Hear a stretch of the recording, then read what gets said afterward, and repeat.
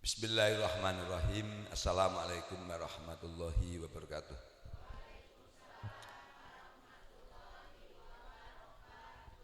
Allahumma sholli ala sayyidina Muhammad wa ala alihi wa sahbihi wa ummatihi ajmain. Rabbi zidni ilma warzuqni fahma. Rabbi shrah li sadri wa yassir li amri wahlul 'uqdatam min lisani yafqahu qawli. Amin ya rabbal alamin. Kepada hadirin jamaah Masjid Agung Asta yang saya hormati, yang saya sayangi, yang dirahmati Allah Subhanahu wa taala. Pada kesempatan pagi hari ini, hari Rabu tanggal 17 Juli tahun 2024, saya akan membacakan kitab dengan judul Nasihul Ibad. Ini karya Ibnu Hajar. Jadi Nasihul Ibad itu artinya nasihat bagi para hamba Allah Subhanahu wa taala, yang mana isinya adalah tentang hadis-hadis Kanjeng Muhammad SAW, petunjuk dalam kehidupan ini sehingga kita insya Allah menjadi benar hidup kita, sehingga selamat dan bahagia dunia dan akhirat. Langsung saya bacakan ini tentang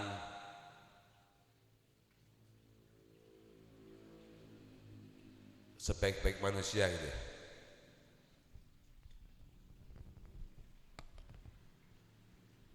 Ini Nabiullah Muhammad sallallahu alaihi wasallam bersabda, "Khoslatani la syai'an afdalu minhumal iman billah wal naf'u lil muslimin."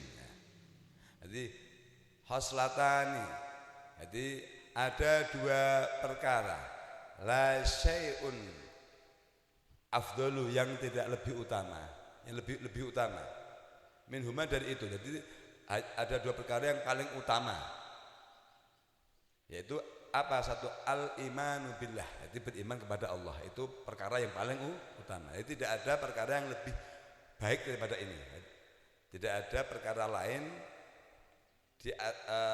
dibandingkan dua perkara ini. Jadi al-imanu billah, beriman kepada Allah, nah, dasar. Kenapa? Sering saya sampaikan, kalau orang beriman itu punya kontrol dengan sendirinya, akhlaknya jadi baik karena apa? Yang mengontrol adalah diri sendiri karena iman kepada Allah Subhanahu wa taala. Sedang saya contoh. Wan naf, kemudian yang kedua apa? Seimbang. Wan naf'u lil muslimin. Wan naf'u, dan bermanfaat bagi orang lain. Jadi Islam selalu seimbang. Pertama kali iman, kedua muamalah. Jadi bermanfaat bagi orang lain. Jadi sebaik-baik orang yang ini, yang pertama kali beriman, setelah itu bermanfaat. Kalau hanya beriman saja tidak bermanfaat, tidak seimbang. Hanya tidak mungkin, karena orang itu melakukan segala sesuatu pasti punya landasan.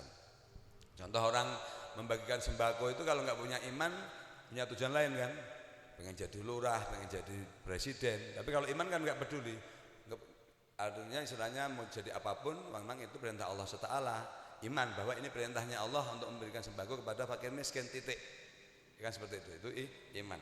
Kemudian yang kedua, man asbaha layan widzulma.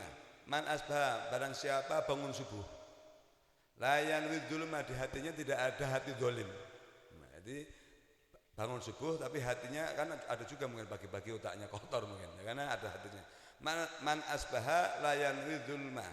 Barang siapa bangun subuh dan tidak ada di otaknya itu pikiran untuk mendolimi ala hati kepada seseorang, jadi tidak ada otak kotor, ghufirallahu, maka Allah mengampuninya. Jadi apa enggak baik, kita itu netral saja, otaknya tidak baik, kemudian otaknya tidak punya niat apa-apa aja, otaknya tidak punya niatan jahat, Allah sudah mengampuni. Kemudian majana waman asbahan nasrahu. Yang berikutnya, waman asbah, dan barang siapa bangun pagi, bangun subuh, nasrahul madlumi, dan punya otak, punya pikiran pengen menolong orang lain. Nah, ini yang kedua.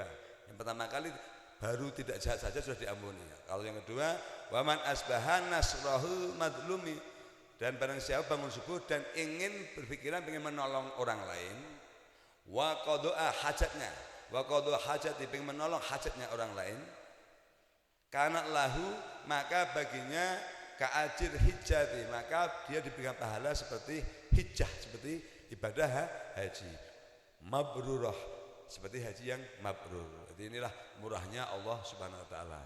Jadi sekali lagi saya ulangi, sebaik-baik orang itu orang yang satu beriman, yang dua bermanfaat sekecil apapun bagi orang lain. Jadi kalau hidup ini, kalau bagi saya sering saya sampaikan kepada saudara saya, kepada siapapun, kalau hidup ini kalau Islam hanya dua. Jadi hidup terhormat atau mati syahid, itu orang Islam. Jadi kalau hidup nggak punya kehormatan, nggak punya manfaat, mending mati aja, tapi terhormat. Jadi mati syahid, mati yang berjalan Allah. Jadi makanya sekecil apapun kita berusahakan punya manfaat bagi orang lain. Minimal kalau kita tidak bisa punya beri manfaat kepada orang lain, jangan pernah merepotkan orang lain. Nah, apalagi mendolimi orang lain, itu kunci. Yang kedua, nah, kita bangun subuh tidak boleh punya otak kotor, biar Allah mengampuni kita. Contoh bangun subuh otaknya udah kesana kemari kan juga mungkin ada mungkin.